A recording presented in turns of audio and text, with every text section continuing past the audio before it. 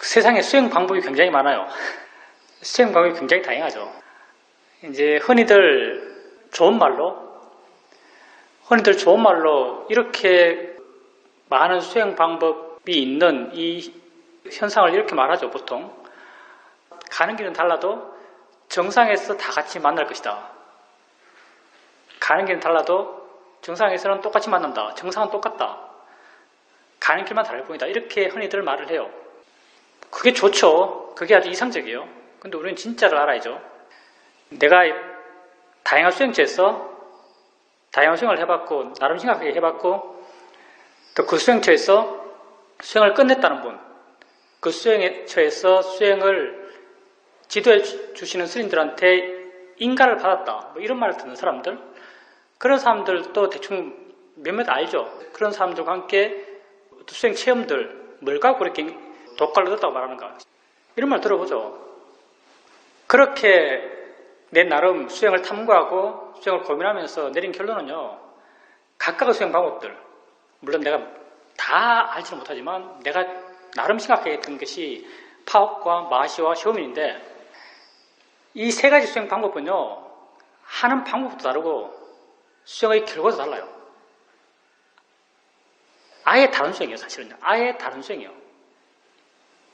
수행이란 게, 불교 수행, 윗바사나 수행이란 게요, 그냥 한 줄로 설명하면은 법을 바른 견해로 본다요. 법을 바른 견해로 본다. 법을 바른 견해로 본다. 처음 나오는 말이 법이잖아요. 법을 바른 견해로 본다. 법이 뭐 현상이라 말할 수도 있겠죠. 근데 이제 법을 말하는 말은 다양하게 많지만, 법을 바른 견해로 본다 했을 때 그 법을 빠라마타로 볼 수도 있어요. 뭐 궁극적 실체, 진짜 있는 것, 실제 있는 것. 실제 있는 것을 바른 견해로 본다 했을 때 실제 있는 것이 뭔가라는 정의, 실제 있는 것이 뭔가에 대한 이해, 그게요, 각 수행처마다 달라요.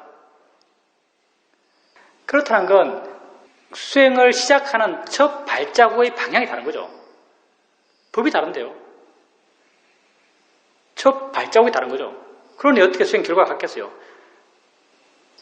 보살님이 파옥 수행했다고 하지만 파옥 같은 경우는 법비라고 하면은 아비담에서 말하고 있는 28가지 물질, 52가지 마음, 그 하나하나가 법이에요. 하나하나가 법이거든요.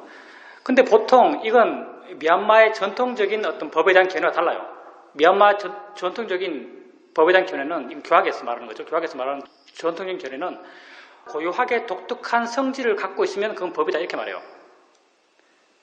쇼민 같은 경우도 이런 어떤 입장을 따르고 있죠.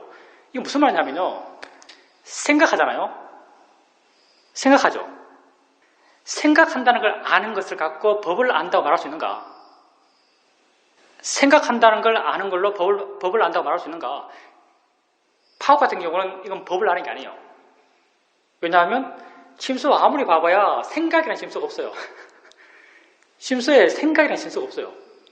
쇼미 쪽에서는 이걸 법을 본다 그래요. 왜냐하면 생각하는 것은 보는 것과 다르기 때문에, 생각하는 것은 듣는 것과 다른 고유한 성질이기 때문에 이건 법을 본다 그래요. 그렇게 법에 대한 서로의 이해가 달라요. 그러니 어떻게 수행 결과가 같겠어요? 그러면 세상에 다양한 수행이 있는데 어떤 수행이 바른 수행인가? 정말 어려운 문제인데, 어떤 수행이 바른 수행인가? 우리가 세상을 살아간다는 것은 이 순간순간 알아간다는 것이고요, 이 순간 알아간다는 것은 알아지는 뭘 아는 거다. 알아지는 뭘 알잖아요.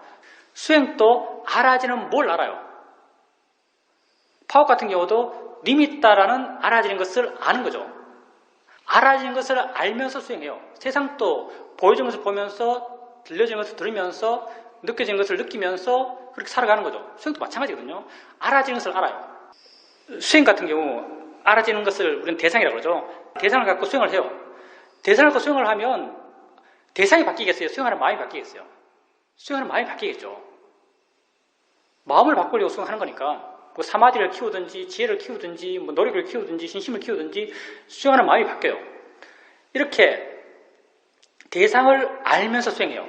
그러면 수행하면서 대상을 알 때, 이렇게 수행해서 바른 수행을 통해서 바르게 마음이 변했을 때, 이 대상을 아는 마음은 어떤 방향으로 변하는가? 대상을 알아요. 그럼 이 마음의 방향은 가만히 있을 수 있고 대상으로 점점 가까이 갈 수 있고 대상으로 점점 멀어질 수 있어요. 세 가지밖에 없잖아요. 대상을 마음이 알아요. 그러면 수행해봐야 똑같다가 하나 있겠죠. 수행하든 안 하든 똑같은 형태로 안다. 이게 하나가 있겠죠. 그리고 수행하면은 대상이 점점 마음이 간다. 가까이 간다. 이 하나가 있겠죠. 또 하나는 수행을 하면 대상으로부터 점점 마음이 멀어진다. 이 하나가 있을 거예요. 세 가지 케이스밖에 없겠죠. 그럼 도대체 바른 수행을 하게 되면 수행하는 마음은 대상이 가까이 가는가? 그냥 가만히 있는가? 대상으로부터 멀어지는가? 수행 방법론에 있어서 부처님은 굉장히 대충 가르치죠. 위대한 스승들은 다 대충 가르쳐요. 부처님은 수행을 어떻게 하라고 방법론을 말하고 있는가? 경전에서 부다께서 비구를 만나요. 비구를 만나서 부다가 비구에게 수행을 가르쳐요. 부처님이 가르친 건 수행밖에 없으니까. 부처님이 비구에게 수행을 어떻게 가르치냐 하면요. 비구를 앞에 내두고 비구한테 질문해요. 문답을 하는 거죠. 뭐라고 질문하냐? 비구요, 몸이 영원하냐? 영원하지 않느냐? 그럼 비구가 영원하지 않습니다. 영원하지 않은 것이 고통인가 즐거움인가? 비구가 고통입니다. 영원하지 않고 고통스러운 것을 너희 것, 너희 진화라고 할 수 있냐? 할 수 없습니다. 이 문답이 경전에서 무수하게 나오죠. 내가 여기서 몸이라고만 말했지만 경전에서는 몸, 느낌, 생각, 일으킨 생각, 지극주 고찰, 의도 내 몸감을 일어나는 모든 것에 대해서 부처님은 영원하지 않다고 내 것이 아니라고 고라고 알아라라고 이렇게 말해요. 이게 사실은요. 사람들은 경전을 읽을 때 이거 읽으면은 흔히들 그냥 부처님이 어떤 이론적인 가르침을 주는 것 같이 그렇게 이해하기 쉽겠죠. 왜냐하면 현대 우리가 익숙한 언어 구조에서는 그냥 이거는 사실을 제시할 뿐이에요. 근데 부처님은 사실을 제시하는 분이 아니거든요. 행동 방향을 제시하는 분이지 수행의 어떤 방법론을 제시하신 분이죠. 이걸 현대 우리가 이해하기 쉬운 언어 구조로 번역해서 말을 하면요. 이렇게 말할 수 있어요. 비구요. 몸을 볼 때 무상이라는 견해를 갖고 봐라. 몸을 볼 때 모아라는 견해를 갖고 봐라. 몸을 볼 때 고라는 견해를 갖고 봐라. 느낌을 볼 때 무상고 모아의 발견을 갖고 봐라. 일으킨 생각을 볼 때 무상고 모아의 발견을 갖고 봐라. 이거거든요. 무상고 모아의 발견을 갖고 봐라가 이건 누구도 부인할 수 없는 아무도 부인할 수 없는 부처님의 가르침이요. 위파사나 수행의 가장 큰 틀의 설명이죠. 그러면 한번 생각해 보세요. 내가 좌선을 하고 있는데 다리가 아파요. 아픈 느낌이 있죠. 아픈 느낌을 보면서 내 스스로 느낌에 대해서 이런 생각을 일으켜요. 이 느낌은 내 것이 아니야.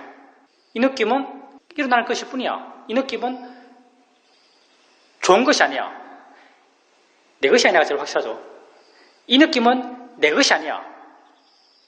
이 느낌은 내 것이 아니야라고 했을 때 이런 생각을 이렇게 줬을 때 마음이 그 느낌으로 다가가는가? 그대로 있는가? 물러나는가? 마음이 어떻게 변하는가? 어떻게 변할 것 같아요? 마음이 물러나요. 이거 내 것 아니야 하면 마음이 물러나요. 바른 견해가 있으면 마음이 물러나요. 지혜가 있으면 마음이 물러나요. 바른 수행을 통해서 되어지는 마음은요. 대상으로부터 물러나는 마음이에요. 수행에서 대상으로부터 물러나는 마음이 되었을 때 그게 바른 수행이에요. 왜냐하면 바른 견해를 보면 물러나기 때문에. 세상에 수많은 수행이 있어요. 불교만 수행이 있는 것도 아니죠. 기독교도 있고 천주교도 있고 이슬람도 있고 아마 마음 수련도 있고 세상에 수많은 수행이 있을 거예요. 다 마음을 닦는 거죠. 세상에 수많은 수행, 그 대부분이요. 수행을 하면은 대상의 마음이 다가갈 거예요. 보살님 여러 수행 하셨다 했는데 보살님이 세운수행을 제외한 아마 보살님이 한 다른 수행들은 수행을 하게 되면 대상으로 점점 다가가는 마음이 됐을 거예요. 내가 이해하는 불교에 있어서는요. 정말 그건 아주 근본적인 오류예요. 모아라는 견해를 갖고 있으면요. 내 것이 아니라는 견해를 갖고 있으면 마음이 대상으로부터 물러나요. 이거는요. 이론이 아니에요. 수행에서 아주 단순하게 수행해서 내가 오래 앉아서 다리 아픈데 그 아픈 느낌을 보면서 이건 내 것 아니야. 좀 어렵게 표현하면 이게 뭐하죠? 너 이거 너희 지나간다 이렇게 말하니까 너 이거 너희 지나가니다. 아픈 느낌 알면서 이거 내 것 아니야 라고 마음을 일으키면요, 마음이 가벼워지고 물러나는 걸 아주 쉽게 체험해요. 지혜가 있으면 마음이 물러난다는 거예요. 수행을 오래 해서 지혜가 좀 커지면 점점 더 물러나야죠. 점점 더 물러나야 이게 바른 수행의 방향이죠. 그래서 수행이라는 것이 마음을 바꿔가는 거죠. 어떤 수행이 바른 수행인가? 수행을 했을 때 마음이 대상으로부터 물러나는 마음이 형성되는 수행, 그게 바른 수행이에요. 그래서 우리 수행에서 어떻게 하면 마음이 그렇게 대상으로 물러날 수 있는가? 그걸 수행 방법론적으로 이야기하고 있죠. 부처님께서는 무상, 무아의 바른견을 갖고 봐라라고 말했어요. 이렇게 말해가지고는 이 말 듣고 수행하겠어요. 무상, 무아의 바른견을 갖고 봐라. 옛날 부처님 제자들은요, 이 말 듣고 그냥 수행했어요. 이 말 듣고 그냥 수행해서 지혜가 생기고 아랑이겠죠. 우리는 바람이 약해가지고 이 말 듣고 수행 못해요. 그럼 바른견을 갖고 보면은 마음이 물러난다. 물러나서 봐라라고 말할 수 있어요. 이게 똑같은 말이거든요. 마음 상태는 똑같아요. 바른견을 갖고 봐라, 이 말과 물러나서 봐라, 마음 상태는 똑같아요. 물러나서 봐라, 이 말도 똑같은 말이에요. 그러면 물러나서 봐라라고 하면 수행할 수 있겠어요? 물러나서 봐라, 이 말 듣고 수행했어요. 할 수 있을 것 같아요. 이것도 만만치 않을걸요. 그래서 우리는 좀 더 실천적 이야기해요. 어떤 이야기를 하냐면 가볍게 알아라, 자유롭게 대상을 바꿔주면서 알아라, 이 말 하는 거예요. 가볍게 알아라, 자유롭게 대상을 바꿔주면서 알아라. 이 세 개가 사실은 똑같은 거예요. 바른견을 갖고 알아라, 물러나서 알아라, 가볍게 알아라. 가볍게 알아라, 이건 실천할 수 있어요. 그냥 있는 듯이 터치해줘요. 그리고 다른 대상이 들어오면 다른 대상으로 마음을 옮겨줘요. 또 다른 대상이 들어오면 다른 대상으로 마음을 옮겨줘요. 이렇게 가볍게 알고 자유롭게 대상을 바꿔주면서 수행해 나가요. 점점 마음이 가벼워지고 점점 마음이 자유로워져 가는 거죠. 이 세 가지가 말은 전혀 다른 것 같죠. 바른견을 갖고 봐라, 물러나서 봐라, 가볍게 봐라. 근데 이걸 통해서 형성되는 마음은 똑같아요. 그래서 우리는 가장 실천적인 것에서 이야기하죠. 가볍게 알아라, 가볍게 알아라, 이렇게 말해요. 우리가 수행을 왜 하는가? 왜 우리가 이렇게 앉아가서 가볍게 알아라, 자유롭게 바꿔주면서 알아라, 이런 말 하는가? 여러분이 수행을 왜 하냐? 불교 수행을 왜 하냐면요, 불교 수행은 왜 할까요? 수행해서 대단하게 뭐가 되고 싶어요. 초월적인 뭘 얻고 싶어요. 불교적으로 말하면요, 수행을 왜 하는가? 불교를 왜 하는가? 불교가 왜 생겼는가? 하면요, 인간이 고통받기 때문이에요. 인간이 고통받기 때문에 그 문제를 해결하기 위해서 불교가 생겼어요. 부처님께서 당신 제자에게 이렇게 말하죠. 네가 어디 갔는데 그 사람들이 너에게 붓다 밑에서 네가 도대체 뭐를 배우냐라고 그 사람이 물으면 너는 이렇게 대답해줘라. 내 밑에서 고에 대해서 배우고 있다라고 말해라. 그러면 너는 내 가르침을 100% 완전하게 말한 것이다, 이렇게 말해요. 우리가 고통받기 때문에 불교가 있어요. 그리고 고를 완전히 이해한 것, 이게 바로 고통의 해방이죠. 고를 완전히 이해한 것과 고통이 없는 것은 같은 말이에요. 우리가 고통받기 때문에 수행합니다. 고통받기 때문에 불교를 공부하는 것이고, 사실은 뭐 철학이니 무슨 심지어 과학까지도 과학 왜 해요? 근본적으로 왜 해요? 인간이 근본적으로 왜 살아요? 우리 존재가 근본적으로 추구하는 바가 뭐예요? 과학도 인간 존재가 근본적으로 추구하는 방향과 같은 방향이기 때문에 과학을 하는 거죠. 철학도 그렇고 뭐 사회학이니 무슨 학이니 무슨 학 많잖아요. 이거 다 왜 해요? 행복하려고 하는 거죠. 행복하려고. 다 하나같이요. 과학이 됐든 철학이 됐든 뭐가 됐든 다 행복하려고 그걸 하고 있는 거예요. 인간은 기본적으로 행복하고자 하는 존재죠. 세상의 모든 게 행복하기 위해서 생겨나고 있어요. 발전하고 있고. 불교는요, 붓다는 행복이라는 말을 안 써요. 행복이라는 말 대신 붓다가 쓰는 말은 고통 없음이라는 말을 써요. 붓다는 고통이라는 말을 쓰죠. 고통과 고통 없음을 이야기해요. 행복을 이야기 안 하고. 왜냐하면 행복이라고 말하면 그 실천 방법이 안 나와요. 여러분, 행복해야지 하면 행복하겠어요? 마음이 고요해야지 하면 고요하겠어요? 행복이라고 접근하면요, 이 말을 갖고 접근하면요, 실천 방법이 안 나와요. 고통이라고 접근하면요, 고통을 해결하는 방법이 나와요. 행복하기 위한 방법은 없습니다. 고통을 줄이는 방법이 있어요. 세상 모든 학문이요, 행복하기 위해서 불교식으로 표현하면 이건 불교식 표현이에요. 고통 없음을 위해서 존재해요. 자, 근데 여러분 생각에 정말 인간 본연의 가치, 행복하고 싶다란 인간 본연의 욕구, 이 욕구에 과학이 충실한가요? 정말 과학이 발달해서 인간이 행복해질까요? 여러분 스마트폰 생겼어요. 더 행복해졌을까요? 더 불행해졌을까요? 여러분 스마트폰 생겼어. 더 행복해졌을까요? 더 불행해졌을까요? 더 많은 정보가 인간을 더 행복하게 할까요? 인간을 더 불행하게 할까요? 여러분이 주어진 정보가 여러분 마음을 따뜻하게 하는 정보가 맞나요? 여러분 마음을 분노하게 하는 정보가 맞나요? 이건 비교할 수 없을 만큼요, 여러분을 분노하게 하는 정보가 많아요. 여러분을 욕심내게 하는 정보가 많아요. 여러분 마음을 따뜻하게 만드는 정보는 별로 없어요, 세상에. 없진 않죠. 무슨 아주 착한 사람이 길 가다가 유기견 해서 잘 키웠다 이런 이야기. 근데 우린 이런 이야기 별로 관심이 없죠. 옛날 LA에서 신문이 새로 발간됐어요. 그 신문 발간인이 이런 생각했대요.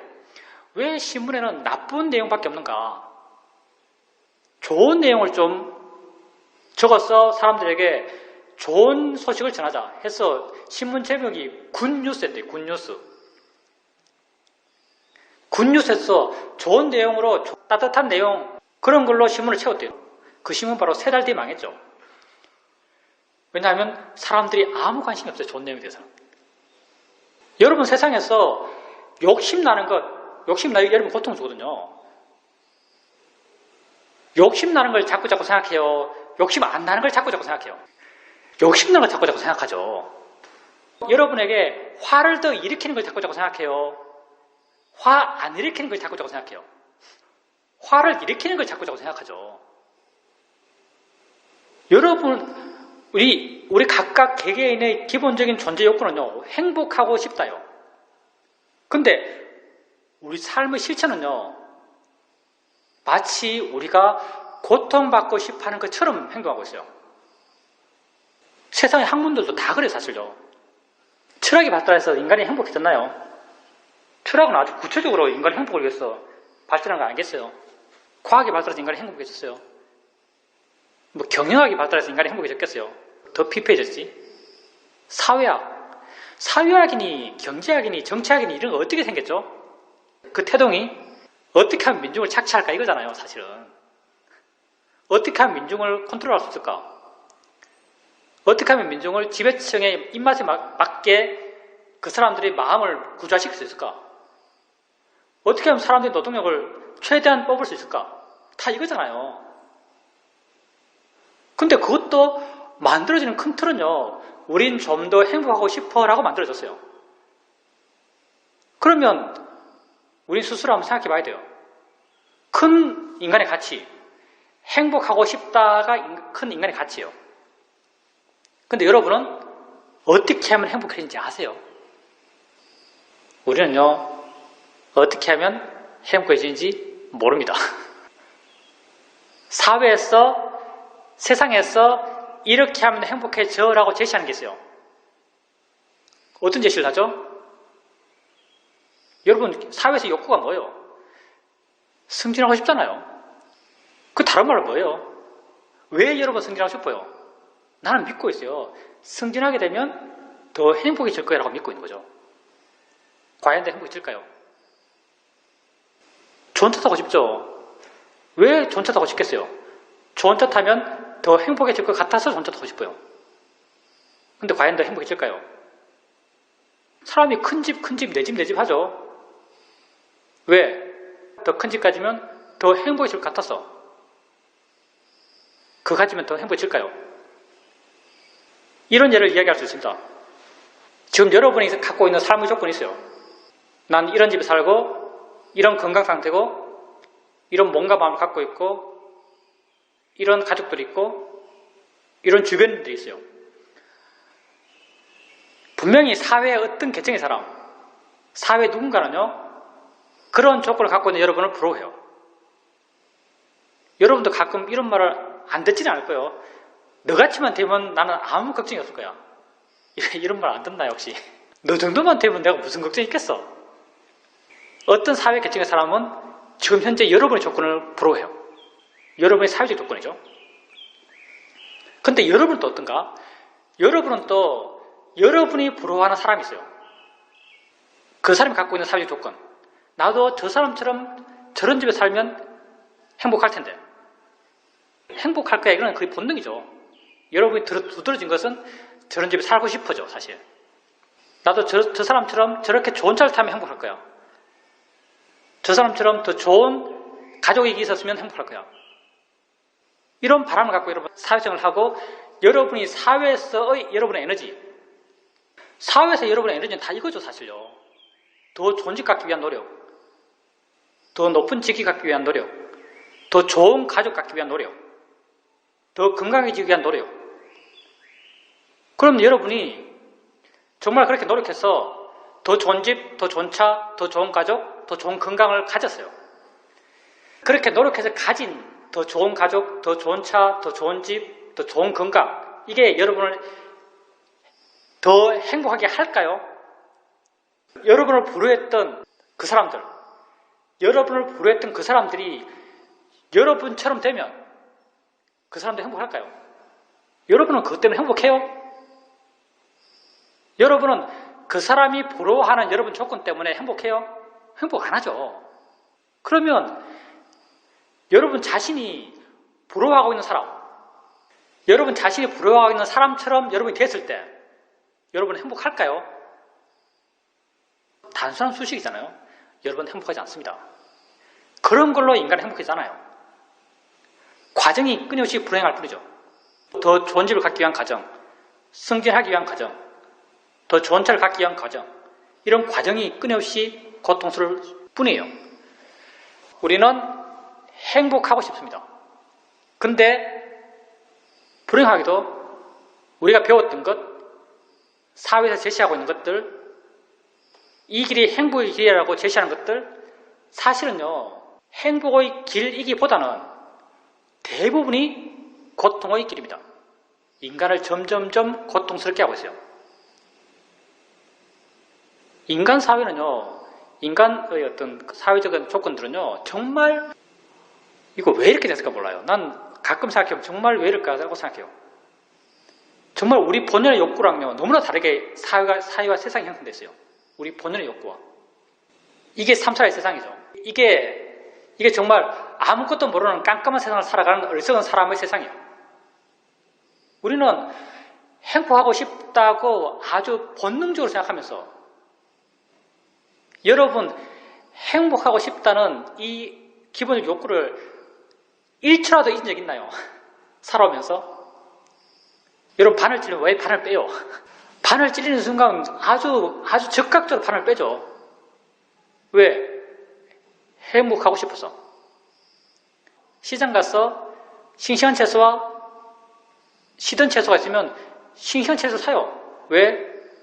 그거 먹으면 좀 더 행복할 것 같았어. 여러분 세상을 살아가면서요, 한순간도 행복이라는 대전제를 마음에서 놓친 적이 한 번도 없어요. 근데 세상의 삶은 정말 웃기게도 세상의 삶은 점점 더 고통스러워져요. 내가 속해 있는 사회적 조건들도 점점 더 고통스러운 조건들이 형성돼 가요. 과학의 발달도 우리를 점점 더 고통스럽게 만들어요. 철학이니, 뭐 사회학이니, 경제학이니, 경영학이니 다 그렇죠. 이런 세상에 붓다가 나온 거예요. 붓다가 너희들은 고통받는다. 그리고 그 고통의 해결책이 존재한다라고 하면서 고통의 해결의 방법을 우리에게 가르쳐준 거예요. 그리고 이 고통의 해결의 방식이 궁극적이고 본질적이기 때문에 우리는 붓다를 칭송하는 거죠. 그래서 붓다가 유지한 거예요. 우리는 고통받습니다.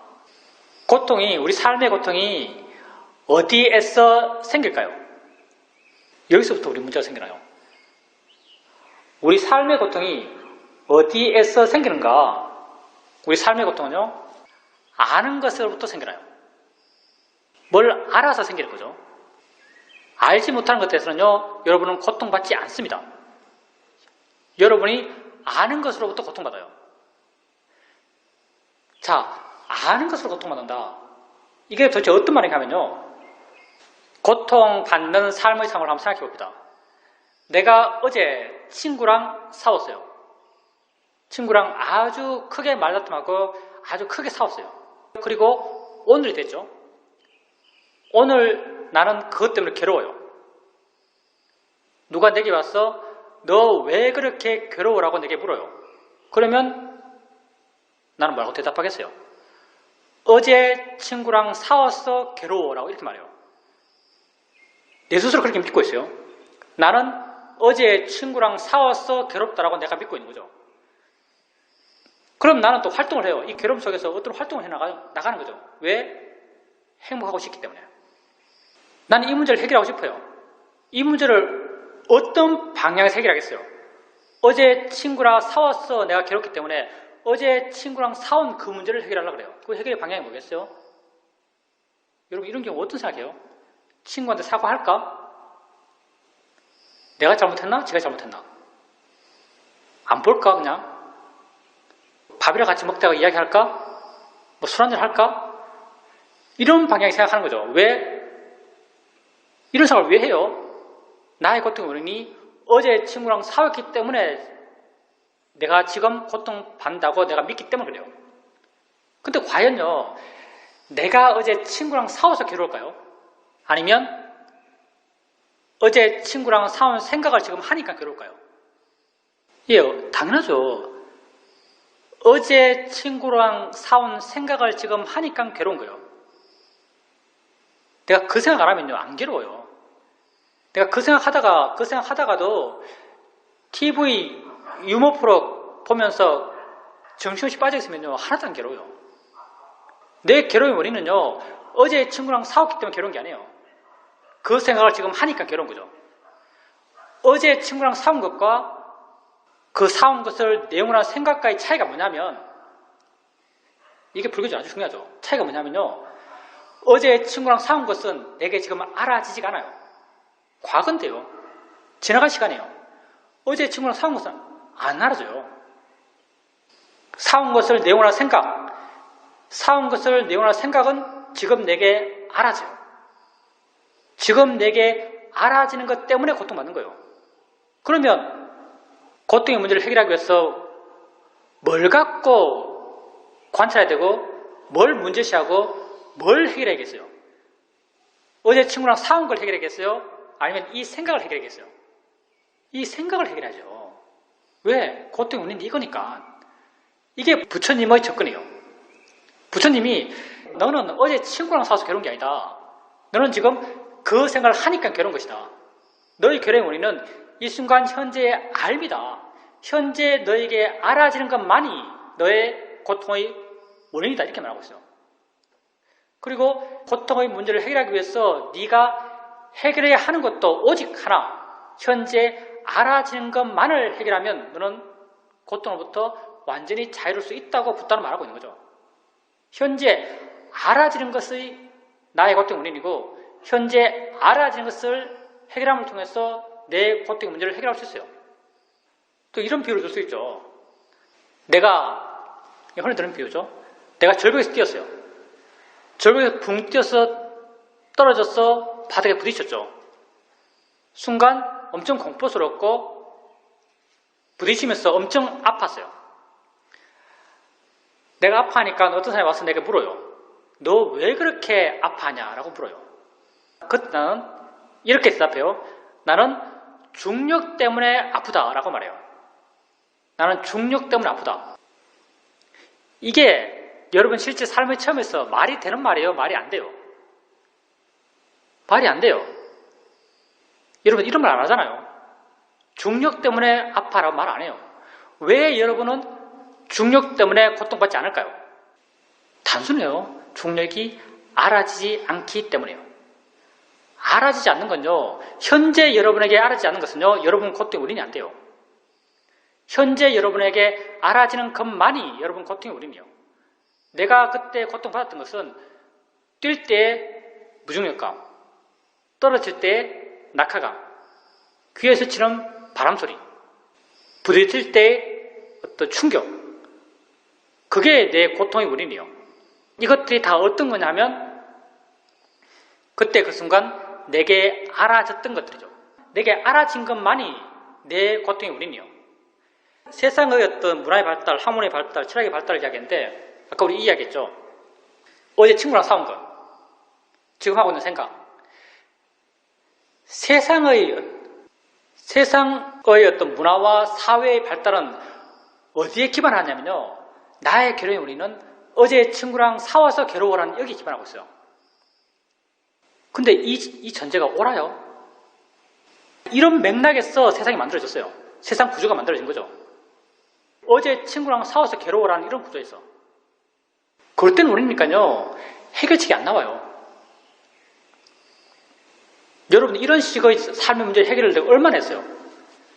어떤 사건이 있으면 그 사건에 대해서 사건이 고통스러우면 그 사건을 계속 되뇌이고 되짚고 어떻게 해결할까 고민하고 또 다른 사건 생기면 고민하고 또 다른 사건 생기면 또 고민하고 또 생기면 또 고민하고 그걸 얼마나 했죠?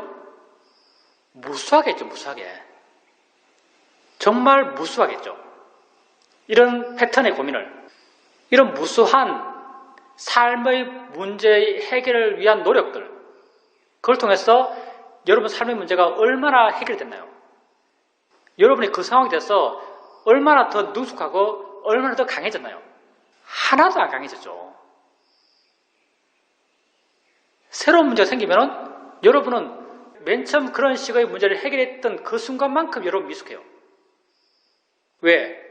그게 원인이 아닌데 그릇된 원인에서 문제 해결을 찾았기 때문에 그렇죠.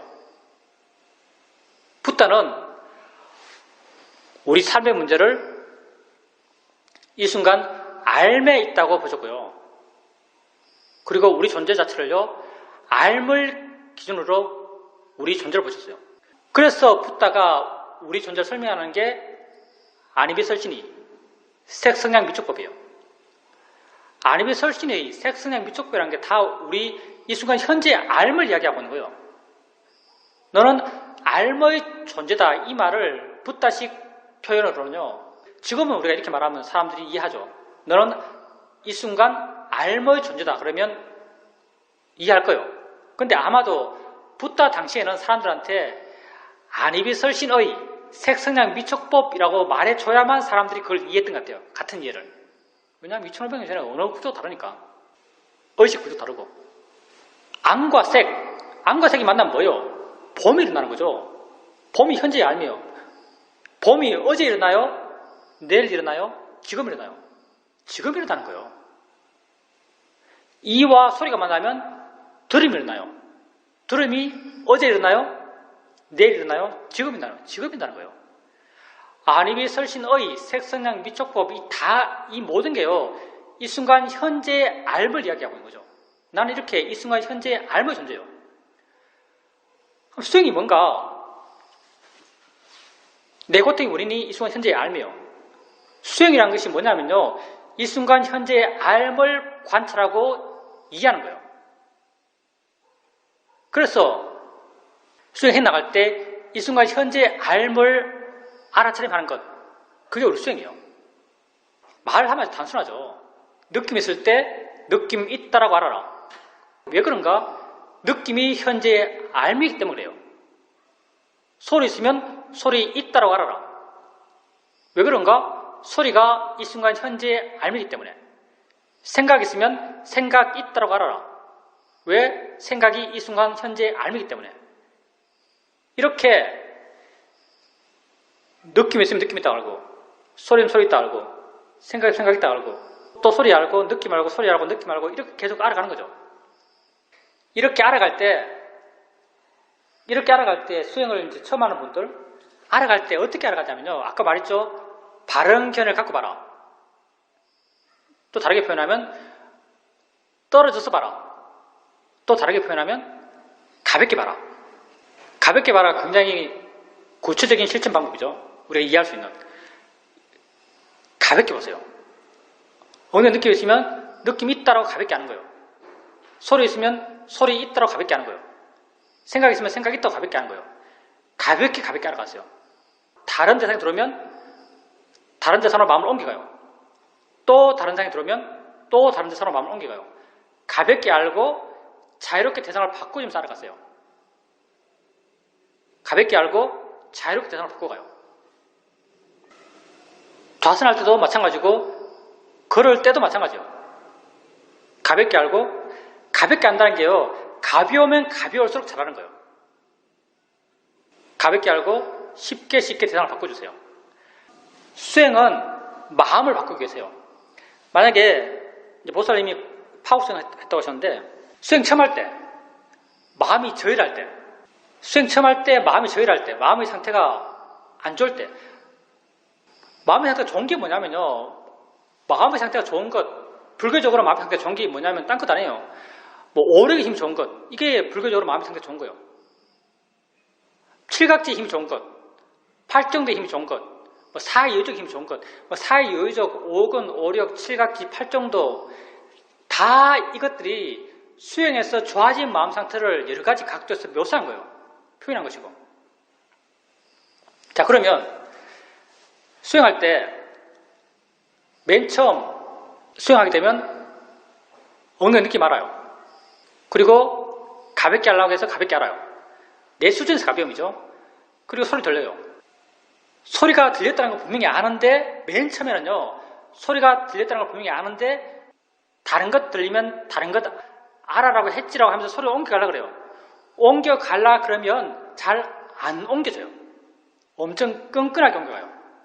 엉덩이 느낌에 꼭 끔딱지 붙은 것처럼 잘 안 떨어져요. 여기서. 왜? 사실은 엉덩이 느낌에 집착하는 마음이 강하기 때문에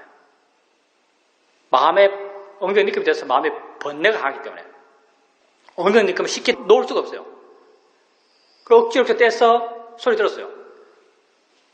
소리 듣고 있으면 듣다가 보면 소리는 금방 사라지잖아요. 소리가 사라지면요. 초보의 경우 이야기예요.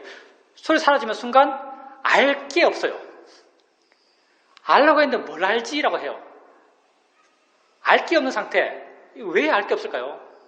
마음의 활발함이 약하기 때문에요. 사실 우리에게는요. 알 게 없는 순간이 있을 수가 없어요. 근데 알 게 없어요. 워낙 마음의 활발함이 약하니까. 마음의 활발함 이걸 다른 말로 노력이라고 그러죠. 위리한 노력이요. 바로 마음의 활발함이에요. 처음에 이렇게 하나 알았다가 다른 거 할 때 띄엄띄엄 알고 억지로 알고 내 노력으로 옮겨가고 이렇게 대상을 옮겨가고 또 텀이 있어서 옮겨가고 이렇게 수행해 나가요. 마음의 고요함도 약하고 마음의 활발함도 약하죠. 근데 이렇게 수행해 나가다 보면요. 어느 순간 이 대상 하나 할 때 설명을 한참 주변 설명을 계속 하면서 해야 되기 때문에 자, 이거 봅시다. 마음이라는 게 뭔지 우선 고요함과 활발함이 뭔지 한번 생각해보죠. 고요함과 활발함. 내가 여기서 고요함이다, 뭐 활발함이다 이렇게 말하는데 도대체 고요함, 사마디, 활발함, 위리하여. 고요함과 활발함이 도대체 뭔가 우리가 고요함, 사마디를 흔히들 우리나라 번역으로는 집중이라고 번역해요. 이 번역으로는요. 불교 수행의 실체적 측면에서 이 번역은 최악의 번역이에요. 집중이라고 번역. 경제 번역하는 사람들 난 정확하게 모르겠지만 아마 내가 느끼기에는요, 사람들이 빨리어를 갖고 번역하기보다는 영어를 갖고 번역하는 것 같아요. 빨리어를 기본소로 하고 영어를 참고하는 게 아니고 영어를 기본소로 하고 빨리어를 참고하는 것 같아요. 사마디를 영어에서는요, 컨센트레이션이라고 번역해요. 그러니까 컨센트레이션이라고 하니까 한국말로는 이게 집중이 된 거예요. 근데 사마디는 집중이 절대 아니에요. 사마디는 마음이 고요한 것, 이게 사마디예요. 마음이 동요되지 않는 것, 이게 사마디죠. 마음이 동요되지 않으려면요, 동요하지 않는 마음 상태, 이게 사마디가 있는 상태죠. 동요하지 않는 마음 상태를 갖고 오는 원인들은 굉장히 많아요. 그 가운데 하나가 어리석음. 어리석음도 사마디를 갖고 와요. 어리석어요. 저게 꽃인지 몰라요. 저게 아름다운 건지 몰라요. 저게 똥인지 몰라요. 저게 더러운 건지 몰라요. 다 어리석음이죠. 이렇게 어리석음이 아주 강하면 꽃에 대해서 좋아해서 반응할까요? 똥에 대해서 싫어해서 반응할까요? 반응 안 하잖아요. 반응 안 하는 마음, 이게 사마디예요. 어리석어도 사마디가 생기거든요. 그리고 또 하나가 집중이죠. 하나에 계속 집중하면은 다른 걸 몰라요. 코에 호흡에 계속 집중하면은 나중에는 소리가 안 들려요. 소리 때문에 마음이 반응할 게 없죠. 그래서 집중이 아주 강해져도 사마디가 생겨요. 집중이 사마디가 아니에요. 사마디를 갖고는 하나의 방법이지. 또 하나의 방식이 지혜를 통해서 사마디가 생겨요. 지혜를 통해서 생기는 사마디. 지혜를 통해서 사마디가 생긴다. 이게 무슨 말이냐면요. 야, 이거 보십시오. 자, 이걸 봐요. 여러분 이거 보잖아요. 이거 볼 때 인식에 대한 우리의 믿음은요, 기본적으로 잘못되어 있어요. 어떻게 이런 착각 속에서 우리 인식이 사유한지 모르겠지만, 인식의 어떤 층이 이루어진지 모르겠지만, 우리 인식은요, 기본적으로 잘못됐어요. 여러분 이거 볼 때 이거에 대해서 많이 반응해요. 왜 이거에 대해서 많이 반응해요? 내가 내 밖에 있는 이걸 진짜 본다고 믿기 때문에, 내가 보고 있는 이게 내 밖에 진짜 있다고 믿기 때문에, 이게 내가 봐서 알고 있는 이게 진짜다라고 믿기 때문에, 이건 예뻐, 이건 싫어, 이건 못생겼어, 이건 더러워라고 하고 많이 반응하는 거죠. 그런데 여러분이 정말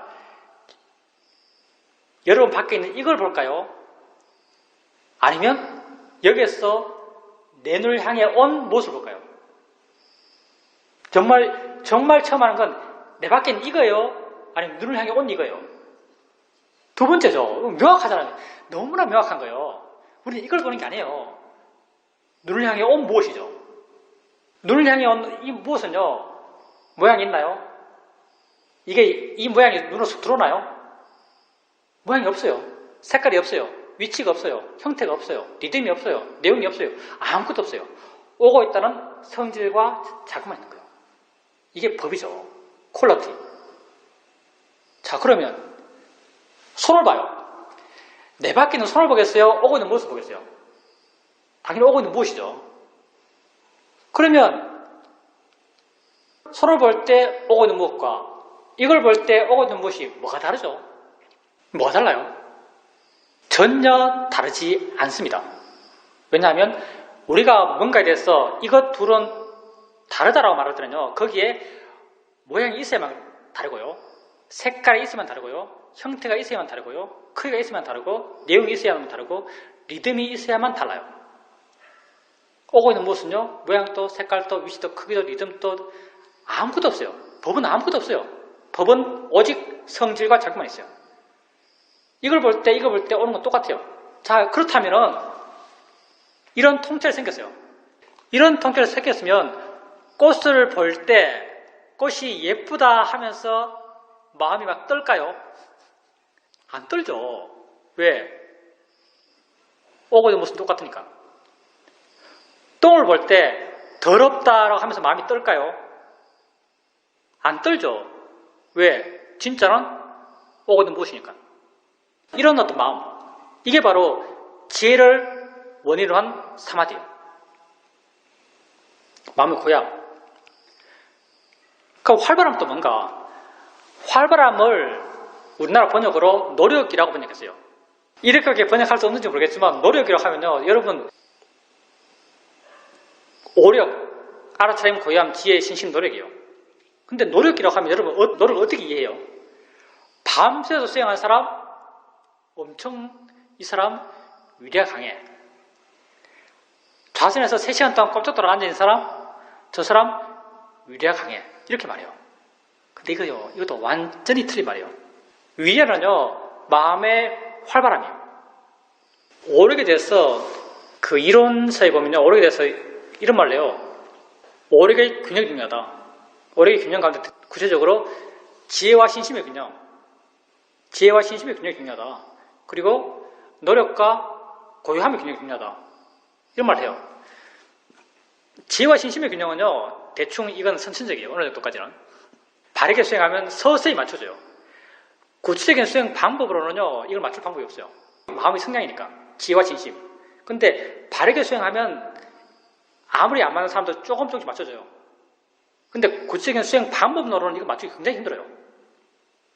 근데 고요함과 활발함, 사마디와 위리야, 이거 두 개의 균형을 맞추는 것, 이게 보통 제시되는 수행 방법이에요.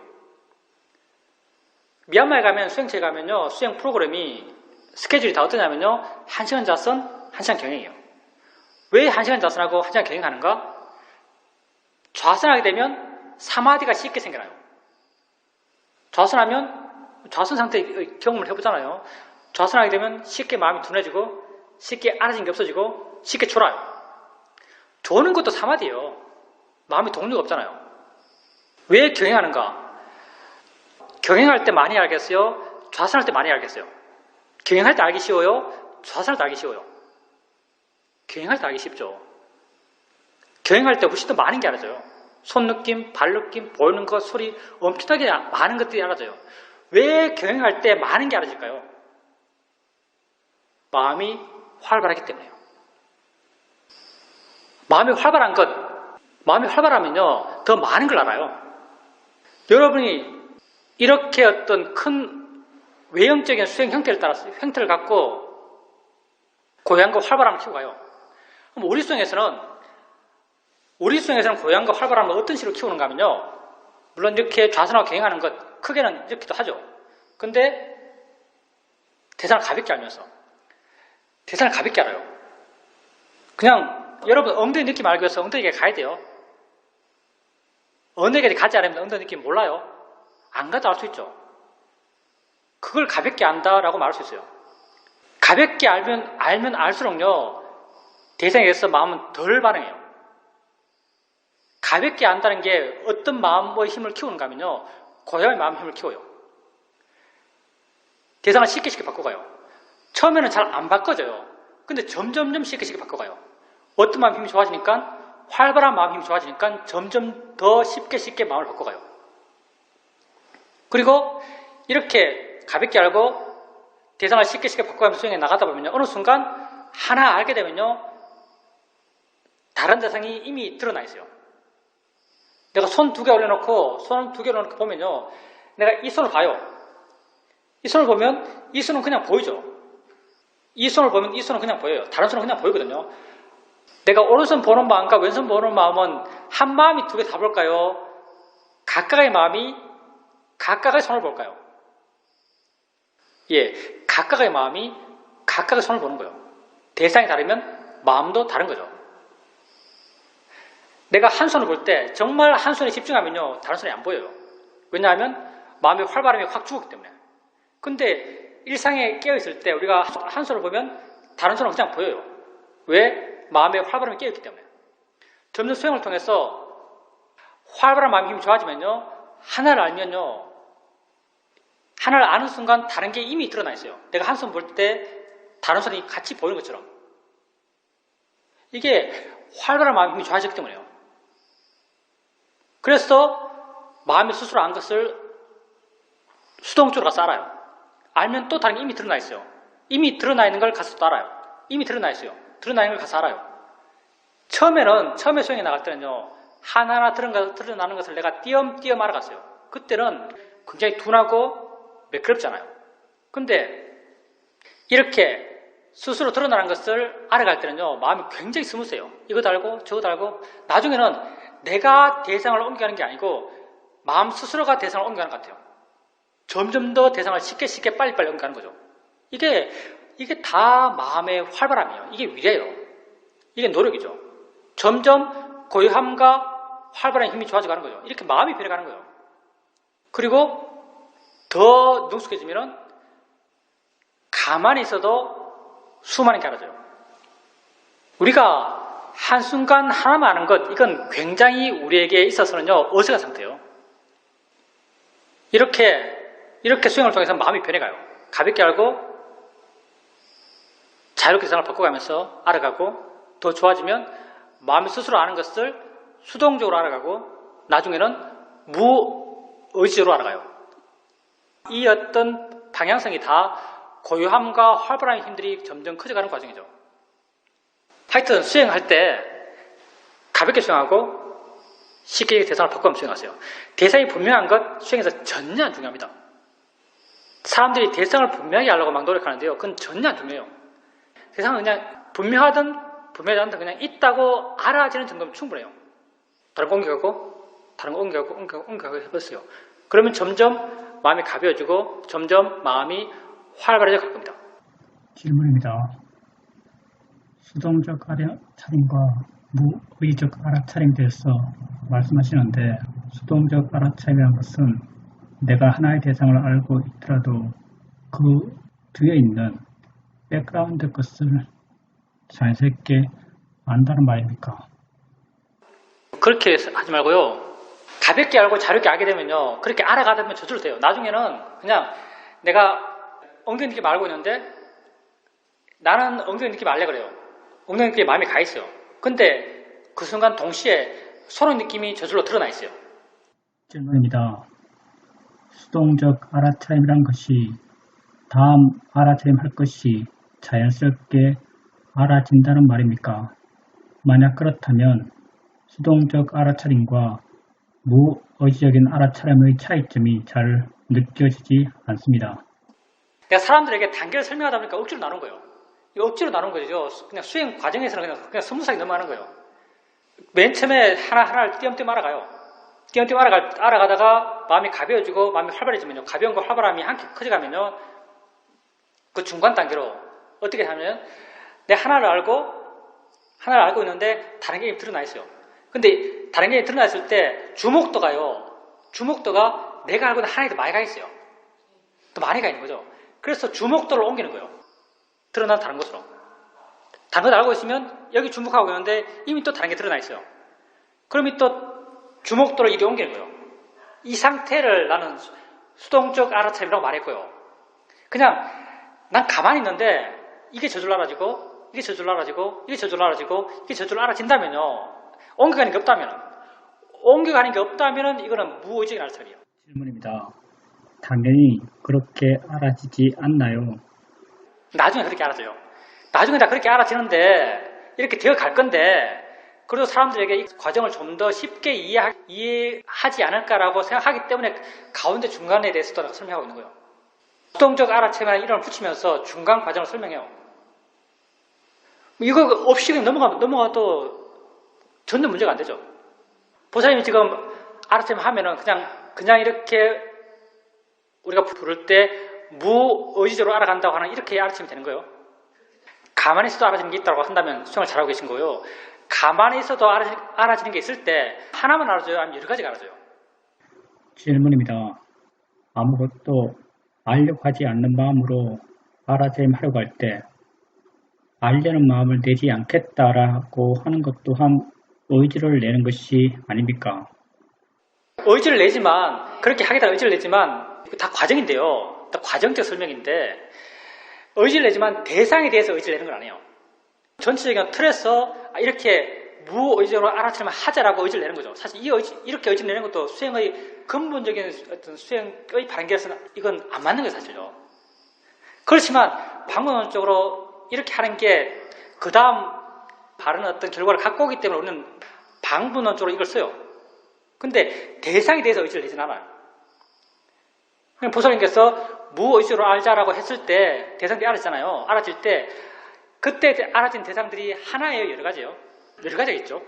그렇게 여러 가지가 알아진다면 우리 수행의 과정에서 바른 방향으로의 알아차림이 변하다고 말할 수 있습니다. 그 힘을 계속 키워가세요. 걸을 때는 굉장히 쉬워요. 만약 그렇게 할 수 있다면요, 걸으면서는 굉장히 쉬워요.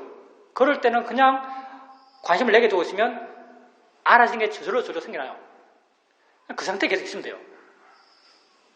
그러면 점점 마음이 가벼워지고 더불어서 또 마음이 활발해져 갈 겁니다. 수행하는 바른 마음의 상태가 되어 갈 거예요. 질문입니다. 어제 경영을 하고 있는데 보이는 것은 다 그냥 보였습니다. 그때 마음과 자연이 하나가 된다는 일치감이 느껴졌습니다. 그렇게 말하면 너무 어렵고요. 자, 그때 마음이 자연과 내가 하나가 된다는 어떤 감상이에요. 감상의 마음이에요. 어떤 자연과 내가 하나 된 듯한 느낌이 생기는 거예요. 일종의 어떤 그런 보살님의 감상이고요. 감상. 그러니까 뭘 보고 내가 느끼는 그런 감상이라는 표현이 제일 맞는 것 같아요. 감상이죠. 수행에서 우리가 알고자 하는 방향하고는 약간 달라요. 마음의 감상이죠, 감상. 보살님이 수행해야 되거든요. 일치한 것 같이 느껴지는 거예요. 그러면 그런 마음이 있다라고 알면 돼요. 그때 보살님이요, 일치한 것처럼 느꼈을 때 마음이 아주 좋았을지도 몰라요. 예, 좋았을지 모르는데 그게 통찰지하고는 좀 거리가 있어요. 통찰이 지란 것은요, 내 실제 삶의 체험, 법이라고 부르는 내 실제 삶의 체험은요, 이 순간의 알매예요. 이 순간의 알매에 대해서 어떤 이해가 생기는 것, 그게 통찰지죠. 자연이라고 하는 게 대상이 특별히 있나요? 자연이라는 거 없어요. 자연이라는 것 자체가 보살님이 이름 지은 거예요. 있는 건요, 보이는 게 있는 것이고요. 진짜는 보이는 게 있는 것이고요. 들리는 게 있는 것이에요. 보이는 것, 들리는 것을 짬뽕해서 보살님이 자연이다라고 이름 붙인 거예요. 하나가 된 듯이 느끼는 거죠. 자연과 내가 하나가 되는 것은요, 법에는 그런 게 없어요. 자연이라는 것 자체가 관념이에요. 자연이라는 것 자체가 관념이기 때문에 뭐 자연과 하나 된다는 것도 어떤 건 관념적인 상태에 대한 내 감상이죠. 이건 법하고는 거리가 있어요. 법은 실제 내 삶의 체험이에요. 내가 체험하는 것은요, 보여주고 있는 것을 보고 있는 것이고 들려주고 있는 것을 듣고 있는 거예요. 보살님이 봄에 대해서 이해하고 들음에 대해서 이해한다면 그건 통찰지예요. 그리고 어떤 마음에서 그런 감상이 생기면 그 감상에 대해서 마음이 이런 감상을 느낀다, 마음의 작용이라고 이해한다면 그것도 통찰지예요. 근데 그런 감상이 생기는 것 그 자체는 크게 수행적 별 의미는 없어요. 어떤 사람은 옛날에 여기 수행하러 왔던 어떤 사람은요, 집에서 아침마다 수행하는데 그냥 이렇게 좌선하고 있는데, 새벽에 좌선하고 있는데 어느 순간 알미 생겼어요. 세상이 참 무상하구나라고 이런 알미 생겼어요. 세상이 참 무상하구나라는 이런 알미 생기니까 순간 마음이 확 밝아지고 마음이 엄청 기뻐지고 삐띠가 생기고 환희심이 생기고 눈물이 철철 나고 그랬다 그래요. 그 사람은 어떤 불교적 큰 깨달음을 얻은 것처럼 그렇게 이야기하더라고요. 내가 뭐라고 말했겠어요? 그게 다 실제로는 물론 엄청 좋게 말했죠. 사람을 실망시키면 안 되기 때문에 엄청 좋게 말하고 해서 돌려서 마지막에는 그게 법이든 예는 아니고 보살님이 불교 공부해오면서 어떤 보살님 마음에 있는 관념, 무상하다는 그런 관념, 그게 순간 마음에서 이해된 거다. 정말 법에 대한 이해는요, 법을 체험하면서 이해하는 거예요. 자기가 무상한 무엇을 체험하면서 무상을 이해한 게 아니에요. 일어나는 무엇을 체험하면서 무상을 이해한 게 아니에요.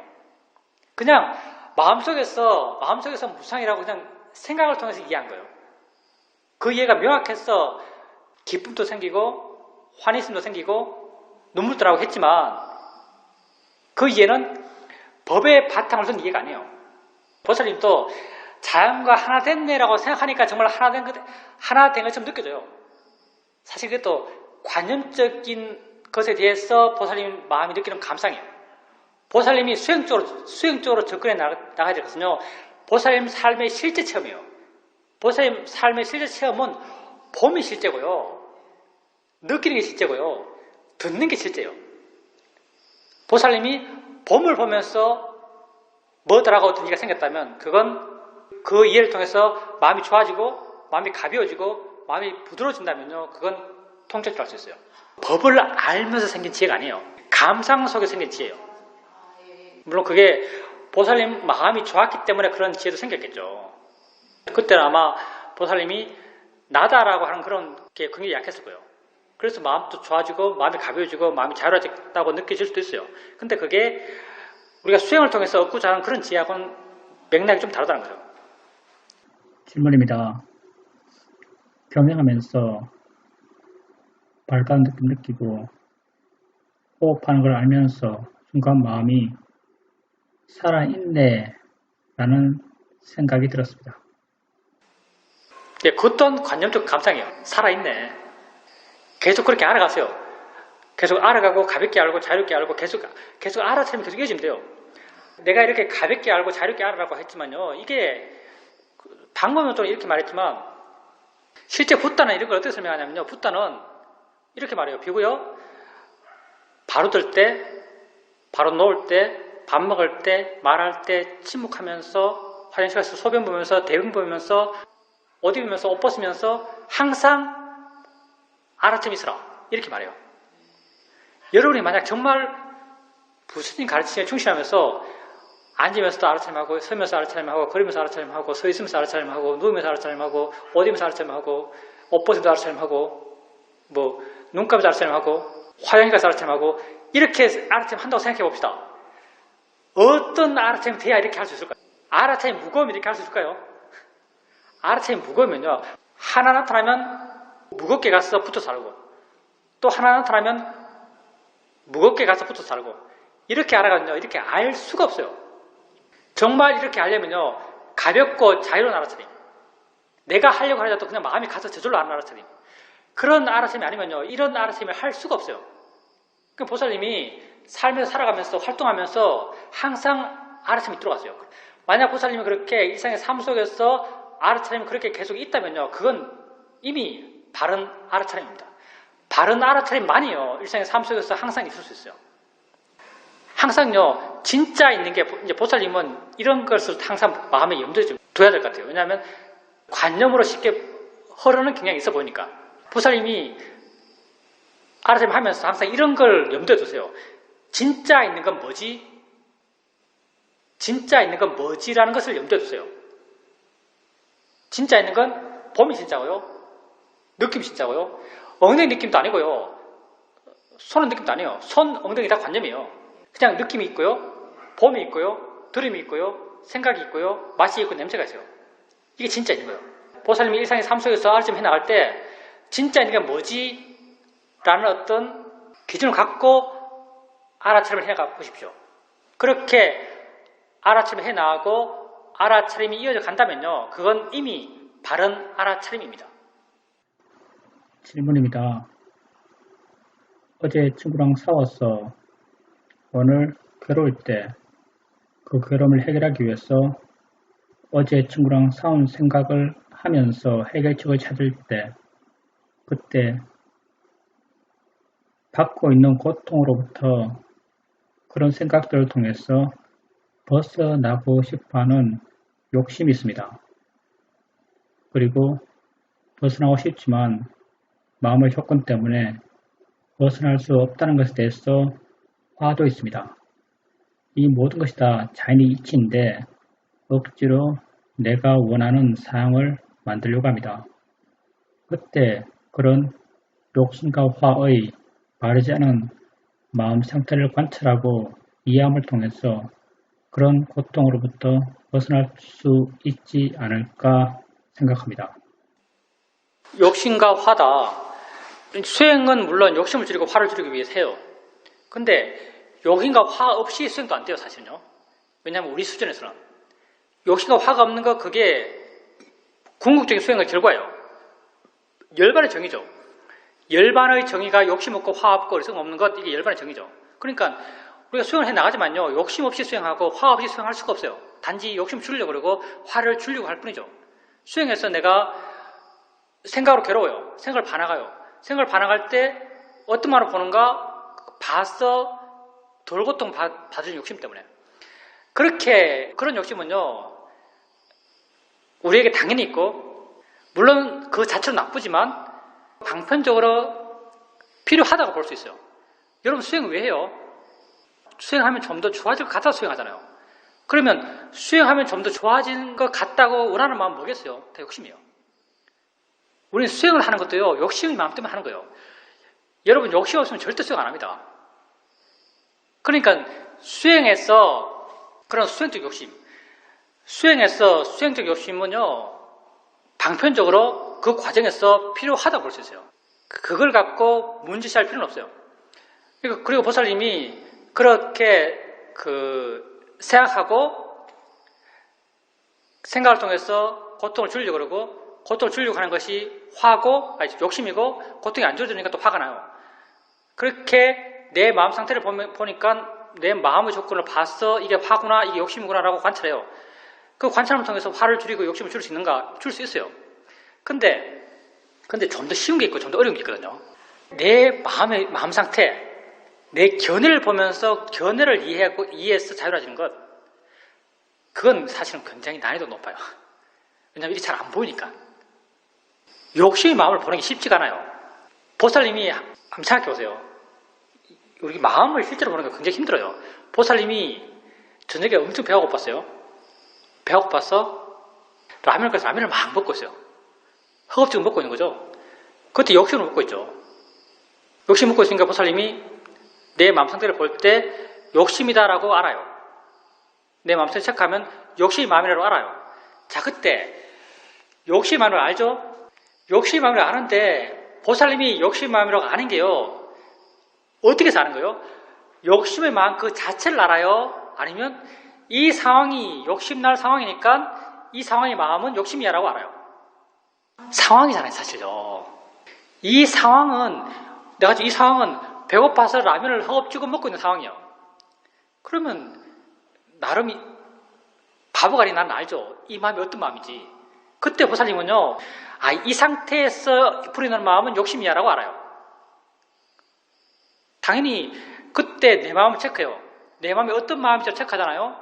어떤 마음을 체크하면요, 욕심의 마음 자체를 보는 게 아니에요. 많은 경우 상황을 해석하면서 마음을 정해요. 화도 마찬가지거든요. 화도 보살님이 화났다 해서 화의 마음을 할 때, 어제 친구랑 싸웠어요. 오늘까지도 화가 났어요. 그때 물론 화는 욕심보다 보기 쉽지만 그때 화의 마음 그 자체를 보는가, 아니면 상황에서 상황을 먼저 전제하고 그때 마음이 욕심이라고 이해하는가. 그것도 사실은 많은 경우요, 상황을 전제하고 그때 마음을 화라고 알아요. 화 자체를 아는 게 아니고 마음 그 자체를 보는 건요, 사실은 쉽지가 않아요. 이게 미세하면 미세할수록 더 힘들어요. 보살님이 생각을 하면서 괴로워요. 그래서 마음이 욕심을 내요. 생각을 관찰해서 고통을 줄이자. 그때 마음이 어떤 마음이지? 욕심이 마음이구나. 그 욕심을 보면서 욕심을 이해해서 욕심을 더 자유로워지는 것, 고통을 줄이는 것, 이건요, 굉장한 난이도를 갖고 있어요, 사실은요. 이것보다 훨씬 쉬운 난이도가 뭐냐면요, 분명히 드러나는 것. 이런 욕심의 마음보다요, 생각하는 마음은 욕심의 마음에 비해서는 훨씬 분명해요. 생각의 내용이 분명하니까. 생각의 내용이 분명하니까요, 생각하는 마음도 굉장히 상대적으로 훨씬 쉽게 이해가 돼요. 그래서 이런 상태에서는요, 마음 상태를 관찰하면서 그걸 이해해서 고통을 줄이는 것보다요, 잘 보이는 것. 생각의 내용이, 어제 친구랑 싸운 생각의 내용이 분명하거든요. 생각의 내용이 분명하기 때문에요, 그 밑에 깔려있는 생각하는 마음도 상대적으로 생각에 대한 이해가 있다면요, 상대적으로 더 쉽게 드러나요. 그래서 이걸 이해함을 통해서 고통을 줄이는 게 훨씬 난이도가 낮아요, 사실은. 마음이 생각하네? 마음이 생각하네라고 하면요, 정말 그걸 이해한다면요, 그걸 이해한다는 게 어떤 의미인가 하면, 마음이 생각해요. 마음이 생각을 통해서 드러나는 게 생각의 내용이에요. 생각의 내용이 내가 어제 친구랑 싸운 생각의 내용과 우리 집에 있는 귀여운 고양이 생각, 이 두 개가 똑같아요. 똑같은 가치가 돼요. 내가 지금 친구랑 싸운 생각을 하는 거지 친구랑 지금 싸우는 게 아니거든요. 정말 마음이 생각한다라고 이해하면요, 이 두 생각의 가치가 똑같다고 이해해요. 정말 이걸 이해한다면요, 친구랑 싸운 생각을 하면서도 마음을 안 괴로워요. 왜? 그냥 생각의 내용일 뿐이거든요. 이렇게 접근해 나가는 게 훨씬 쉬워요. 마음 상태를 체크하는 것보다. 마음이 하는 거라고 이해하면 돼요. 그리고 그런 이해를 할 수 있는 조건이 뭐냐면 관념의 생각이죠. 내용을 갖고 있는 생각. 생각을 떨어져서 가볍게 볼 수 있는 마음. 생각을 떨어져서 가볍게 볼 수 있다면요, 관념적 생각의 내용 밑에 깔려있는 마음의 작용, 생각하는 마음의 작용이 있죠. 생각하는 마음의 작용이 쉽게 이해가 돼요. 상대적으로. 그래서 우선 기본적으로 해야 될 것은요, 생각을 가볍게 아는 것. 느낌을 가볍게 알고 소리를 가볍게 알듯이 더 마음이 가벼워지면요, 생각을 가볍게 알 수 있어요. 생각을 가볍게 알 수 있다면은 그 밑에 깔려있는 생각하는 마음의 작용을 이해할 수 있죠. 그러면 그 작용이 일으키는 생각의 내용에 대해서는요, 마음이 덤덤해질 수 있어요. 어떤 내용이 되었든 그냥 생각의 내용일 뿐이에요. 어떤 보이는 게 되었든 그냥 보이는 것일 뿐이듯이, 어떤 소리가 되었든 단지 소리일 뿐이듯이, 어떤 생각이 되었든 단지 생각일 뿐이에요. 그런 이해가 생겨날 수 있는 거죠. 질문입니다. 요즘 수행하면서 마음가짐에 대해서 관심이 많습니다. 예, 마음가짐에 대해서, 물론 이건 수행이라는 게 다 자기 체험으로 하는 것이고, 내가 여러분에게 말하는 것, 내 체험이라고 하는 한계를 갖고 이야기해요. 우리 사회도는 마음가짐을 체크해라는 걸 많이 말해요. 마음가짐을 확인해라. 마음 상태를 확인해라. 이런 말 많이 해요. 사람들에게 그런 이야기를 많이 하죠. 나는 그런 이야기 전혀 안 해요. 왜 안 하냐? 내한테 별 소용이 없더라고요. 그렇게 안 되더라고요. 별로 의미가 없어요. 별로 의미가 없어서 난 안 해요. 나는 왜 그걸 별로 의미 없다고 생각하냐면요, 마음가짐을 체크해라고 하면, 첫째, 마음가짐을 잘 모르겠어요. 마음가짐 희미해요. 뭐다라고 정의할 수 없는 마음 상태가 굉장히 많아요. 그 둘째, 마음가짐이 확인될 때는 주로 욕심과 화죠. 욕심 있고 화했을 때 마음가짐이 확인돼요. 확인될 때는 이미요, 확인하려고 안 그래도 이미 드러나 있어요. 이건 확인할 필요가 없어요. 그리고 잘 확인되지 않은 상태에서, 마음 상태가 두드러지지 않은 상태에서 마음가짐을 확인하려고 그러면요, 내가 마음 상태를 정의하려고 그래요. 내가 마음 상태에 대해서 정의를 가지려고 그래요. 이런 것들이 다 별로 의미 없다고 느껴지더라고요. 그래서 나는 사람들에게 말할 때, 마음가짐 체크는 별로 안 중요하다. 마음가짐이 확인되면 확인해라. 그렇지만 확인하려고 할 필요까지는 없는 것 같다. 왜냐하면 별 효용성이 없으니까. 그렇게 말을 해요. 아까도 말했지만 이건 내가 한 수행적 체험의 한계를 갖고 말하는 거예요. 내 한계에서 말한다면은 보살님에게 그렇게 마음가짐이 확인되면 확인하세요. 근데 확인하려고 하는 것은 내가 느끼기에 별로 의미가 없지 않나 생각해요. 만약 확인될 것이라면 확인하려 할 필요도 없고요.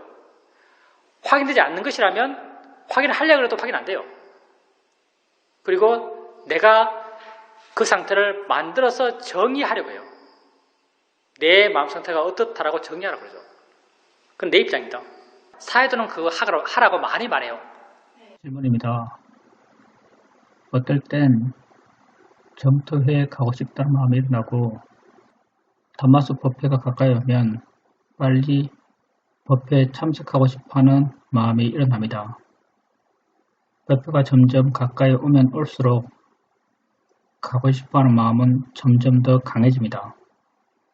이럴 때 가끔 이 마음은 욕심이구나라고 알 때가 있습니다. 이렇게 알게 되면 순간 마음이 아주 가벼워집니다. 가벼워진다면 그게 지혜예요. 지혜가 마음을 바꾸는데 그 바꾸는 방향이 가벼워지는 방향, 자라지는 방향, 부드러워지는 방향, 밝아지는 방향이에요. 지혜가 마음을 이런 방향으로 바꾸거든요. 그때 보살님께서 욕심이라고 했을 때 지혜가 일어나서 마음이 그렇게 변하는 거죠. 근데 그 지혜까지도 사실은 관념적 지혜예요. 왜냐하면 보살님이 욕심을 보면서 욕심이라고 한 게 아니에요, 사실요. 상황을 보면서 욕심이라고 한 거죠. 상황을 보면서 욕심이라고 하는 거예요. 질문입니다. 그럼 어떨 때 욕심을 보고 욕심에 대한 지혜가 생기는 것인가요? 보살님이 욕심 마음이 뭐냐 어떠냐면요, 마음이 에너지예요. 마음의 에너지. 마음이 하고 싶어서 원해서 들끓어요. 들끓는 것, 그게 욕심의 작용이에요. 마음이 애달아요. 애달아 하는 것, 그게 욕심의 작용이에요. 그런 어떤 마음의 에너지를 느낀다면요, 마음의 에너지를 안다면 그건 욕심의 마음을 있는 그대로 안다고 볼 수 있어요. 화도 마찬가지예요. 상황에서 이 마음이 화다라고 한다면 이건 관념이고요. 화날 때 마음이 들끓어요. 마음이 뜨거워져요. 마음이 어느 방향으로 막 갈래 그래요. 그런 에너지를 느낀다면, 에너지를 이해한다면요, 그건 화의 마음을 있는 그대로 안다고 볼 수 있어요. 그럼 그 마음을 보는 거예요. 그 마음을 보면서 화다라고 안다면 그건 위파사나 수행을 하고 있는 거예요. 근데 그 상태에서 화다라고 안다면요, 이건 수행한다고 보기는 힘들고요. 화내라고 안다면은 보살님이 이전의 화에 대해서 이해를 순간적으로 좀 빌려와서 쓸 수 있는 관념적인 상황에서 좀 쓸 수는 있어요. 보살님이 그 수행체에 가고 싶어하는 마음을, 수행체에 막 가고 싶어요. 그 상황에서 욕심이라고 했잖아요. 이건 사실은 통찰진 아니고요. 이전에 욕심을 봐왔고, 욕심을 경험하고, 욕심을 이해해왔던 그 지혜가 순간 욕심이라 하면서 서지는 거예요. 똑같아요. 자인의 이친해라고 하잖아요. 느낌 알면서 자인의 이친해라고 하면은 순간 마음이 가벼워지고 자유로워지고 마음이 편해요. 왜냐하면 자인의 이치다라는 것에서 보살님이 이해한 지혜가요, 자인의 이치라고 생각해주는 순간 일어나요. 똑같이 욕심이라고 했을 때요, 욕심이네라고 보살님이 마음을 일으켜주면요, 욕심에 대해서 이해한 지혜가 순간 일어나요. 그래서 마음이 변하는 거예요. 그때 보살님이 할 수 있다면요, 그 에너지를 느끼세요. 그 에너지를 느끼고 이해한다면 그거는 있는 그대로 아는 거예요. 욕심의 마음을 아는 거예요.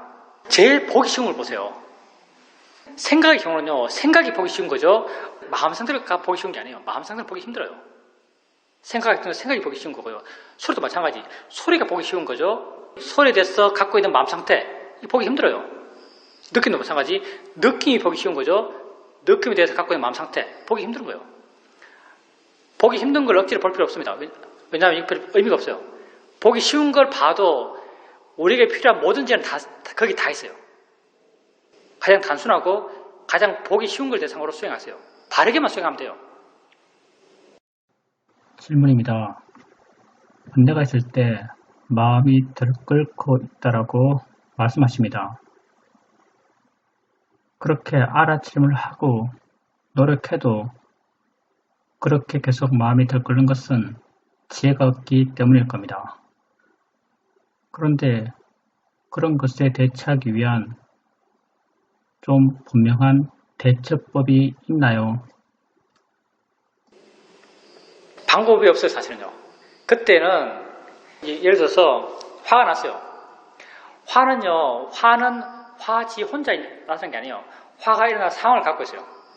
이 상황과 화가 언제나 공존해요. 예를 들어서 어떤 사람이 화났으면요, 내가 화를 내고 있죠. 그 사람이 여전히 있어요. 그 사람과의 어떤 관계성, 그 사람과의 어떤 사건이 이미 있는 거죠. 사건이 내 뜻대로 안 됐기 때문에 내가 화가 난 거예요. 내가 보는 건 화예요. 내가 화를 보고 있는데 내가 화를 이 사건과 뚝 떼어서 내게 있는 건 화죠. 사건이 아니거든요. 근데 우리가 화를 볼 때 사건과 무관한 화 그 자체만 볼 수 있는가? 만약 화 그 자체만 보고 있다면요, 이미 지혜예요. 그 반복된 이유가 뭐냐면요, 이 사건이 화 뒤에 여전히 살아있기 때문에, 사건이 화 뒤에 조건으로 여전히 살아있기 때문에, 보살님이 만약 화를 이 사건과 무관하게, 내게 있는 건 이 사건이 아니거든요. 그 화지. 화를 화 그 자체로 볼 수 있다면 이미 지혜가 있는 것이고요. 이렇게 볼 수 있다면 이미 화로부터 자유로워요. 그냥 화를 그냥 대상으로 재밌는 걸로 볼 수 있어요. 이렇게 된다면. 근데 이렇게 안 되죠. 왜냐하면 우리는 중생이니까 뒤에 여전히 삶의 내용이 살아있어요. 근데 삶의 내용이 살아있지만요, 이렇게 보려는 노력을 계속 해나가는 거예요. 이렇게 보려는 노력이, 이건 화야, 마음이야, 대상이야, 이렇게 해나가는 게 계속 이 내용을 계속 떼내는 작용이에요. 떼내지만 여전히 살아있어요. 살아있기 때문에 계속 힘이 있는 거예요. 정말 떼낼 수 있다면, 정말 지혜가 있다면 이게 떨어져요. 화 그 자체를 봐요. 내용과 무관한 내가 지금 경험하는 순수한 화 그 자체를 본다면요. 화로부터 마음은 이미 자유로워요. 그 힘을 계속 키우고 가는 거예요. 우린 부족해요. 계속 과정이 있는 사람이에요. 그 힘을 계속 키우고 가는 거예요. 계속 바르게 보려는 노력을 통해서 그 힘을 계속 키우고 가는 거죠.